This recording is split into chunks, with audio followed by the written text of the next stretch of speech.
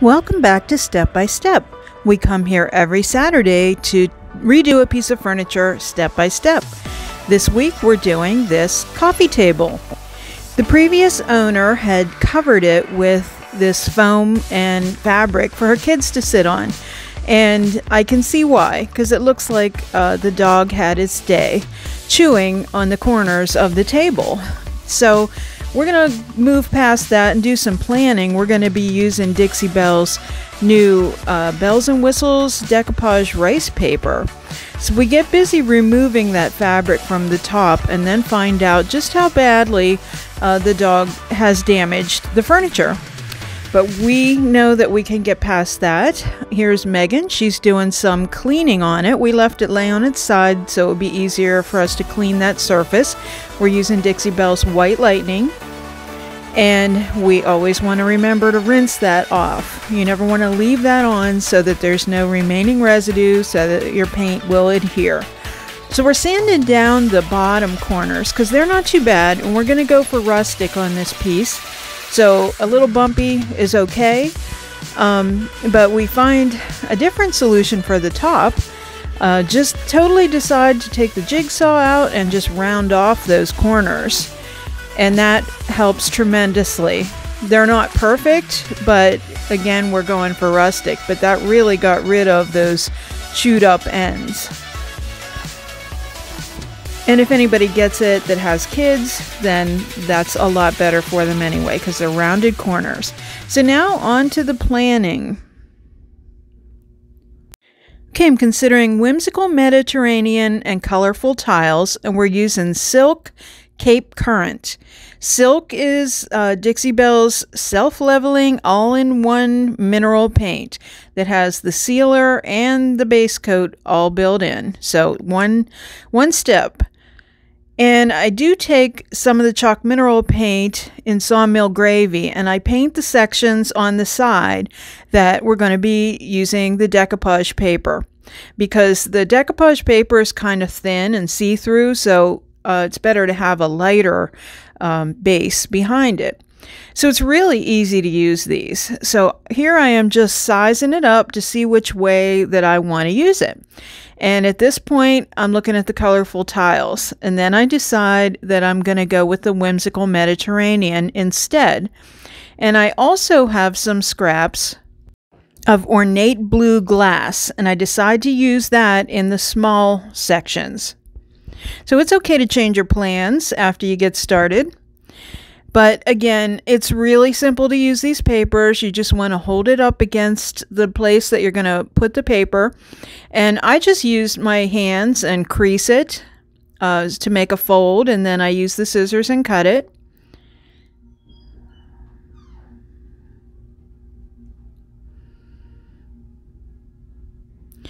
People use various methods to trim this. You can use a razor blade. You can decoupage the piece and then use sandpaper to trim it. Some people use a lot of the sealer that we're going to use, the decoupage medium, and then just kind of gently tear it. But I'm just going to cut it. And again, this piece is rustic, so I'm already knowing I'll probably be painting over the edges, so I'm not going for perfection here.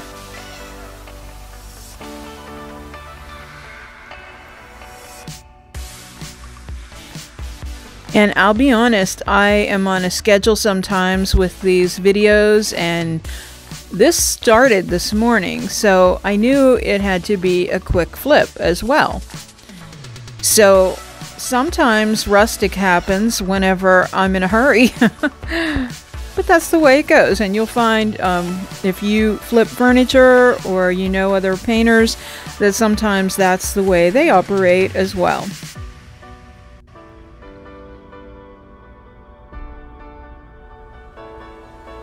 And I operate knowing that, as I often say, there are no accidents. So as you'll find out later in this video, we tried some things that I wasn't crazy about. So you just keep working with it till you get it right, till you find something you love. And I keep working with this to get it to match up. So when you find the position that works for you, then I am using Dixie Belle's sealer in gloss. I used gloss because I figured that the silk paint has the sealer in it, and I didn't want to use a flat. Or also I thought the gloss would be appropriate since I was originally going to use the tile. Either one of these I think looks like a ceramic tile pattern. So that was my thought process behind using the gloss. So, you know, getting this lined up is probably half the process or half the battle. So I keep fooling around trying to get it just right. And eventually I do. The first one, I don't think I matched up perfectly, but the rest of them, we got matched up pretty good. So I'm just kind of holding that up there as a template for the width and to try to match the pattern. So here's me starting to use the sealer. Again, I'm using Dixie Belle's gloss sealer, and I'm just using an older brush. And this is just, you just apply the gloss sealer, or whichever one you want, the flat or the satin, and you just apply it where you want the decoupage paper to adhere. And then you hold the paper up to it carefully and put it on and smooth it out.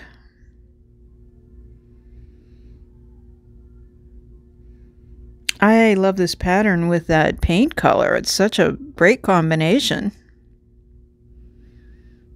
I did cabinets for a customer in Cape Current, and I fell in love with that color right off the bat. Beautiful. Okay, so we have this smoothed on here. So now you take your sealer and you just simply paint over it with a coat to seal it all in. Just go over the entire piece. Go over your edges.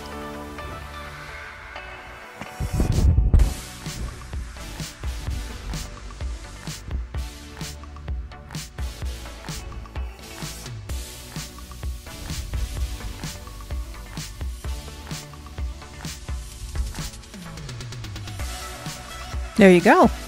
And then when it's done and dried, I go back around the outside because you can still see some of that white paint, and it's time for a second coat of the Cape Current. So I outline where I decoupaged and give the rest of the piece a second coat.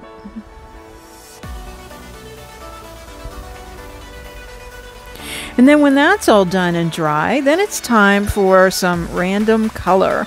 Picking up the color in these decoupage papers, I'm using Rustic Red, and just kind of, again, I use the word randomly, placing some color. I was very careful in the beginning, and then I got a little more, you know, just generous with the paint.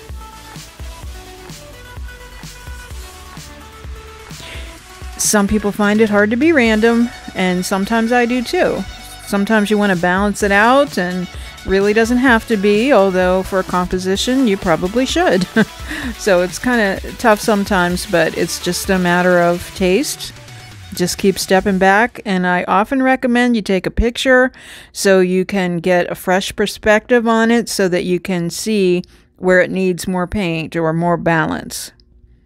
So I also go around the edges with additional color where I did the decoupage.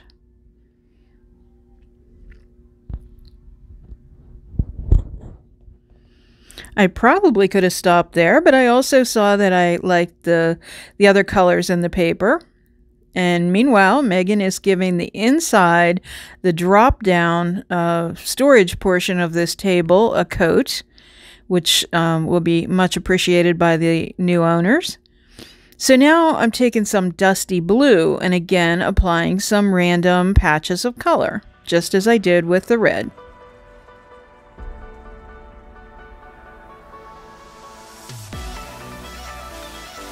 In retrospect, I may have been okay just using the red, but, you know, no accidents. So I continue to apply color, and here's where I think it went a little off the rails, if you will. Used some Colonel Mustard, and that was probably too bright of a yellow. Looking at the paper again, Rebel Yellow might have been a better choice. I'll, just tell you I was trying to use up some paint, and usually I'm thinking dark wax is going to tone it down, but in this case it just never did. So a group of us all stood around, looked at it, gathered opinions. My husband stopped in, we got his opinion. So continued to add the color, but after it was all said and done, you'll see that we use clear wax and then dark wax on this piece. But then after that all happened, then I came back in with some Voodoo Gel Stain in Tobacco Road and added some more color to the top. So I was very generous with the brown wax, the Best Dang wax in brown. So I continue to finish with the yellow that I'm not really liking, but yet I keep adding. So there it is. Tell me what you think in the comments. Let me know what your opinion is on the yellow as it is right now. Even knowing that we'll tone it down a little bit with some dark wax. So the first instinct was maybe we can sand a little bit of that back. So I started to sand a little bit with a real fine grit sandpaper. Then came the wax. First I used a coat of clear wax, and then I came back in with Best Dang wax in brown. I'm using the Best Dang brush to apply the clear coat. That's my favorite way to apply clear coat. And then I'm using the La Petite brush to apply the brown wax. So I go through all those cracks in the tabletop and around the edges, and then I really try to hit that color pretty hard to try to tone it down. Blend it in. Usually that does the trick, but in this case, it just wasn't doing it for me. So again, I will tell you, I don't show the part where I use the Tobacco Road, but that is what happened. Now, when I did the sides, I didn't use the clear coat first, and I kind of liked what happened there, so I was okay with that. I liked it. So that's the beauty of Dixie Belle products, because they're water-based. You can layer them. So no problem there. Just kept going, and then I was pretty happy with the tabletop when it was all done, and the sides. The hardware was perfect. I just happened to have that in my stash, and it was a good compliment.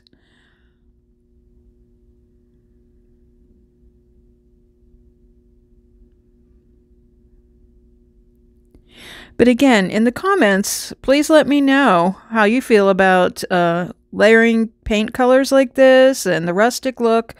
And also, if you're interested in purchasing Dixie Belle products, you can use the link in my description box.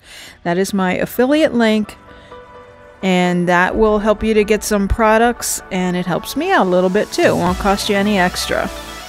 So there's the whole color story, and here's the finished piece, all staged and ready for its new owner. So I do, in the long run, I was happy with the way the wax toned the color down, and also the addition of the Voodoo Gel Stain. It's a pretty cool piece with some storage in it, and I think it would make a nice colorful addition to a living room, especially if you have neutral colors in there. Would really give a nice pop of color. As always, I want to thank you so much for watching today. And of course, I'd love it if you like and share the video. That really helps the channel, and of course to subscribe as well. Visit us at lavintagedecor.company, and on Instagram we're LaVintage Decor, and on Facebook LaVintage Decor Altoona. Stay well.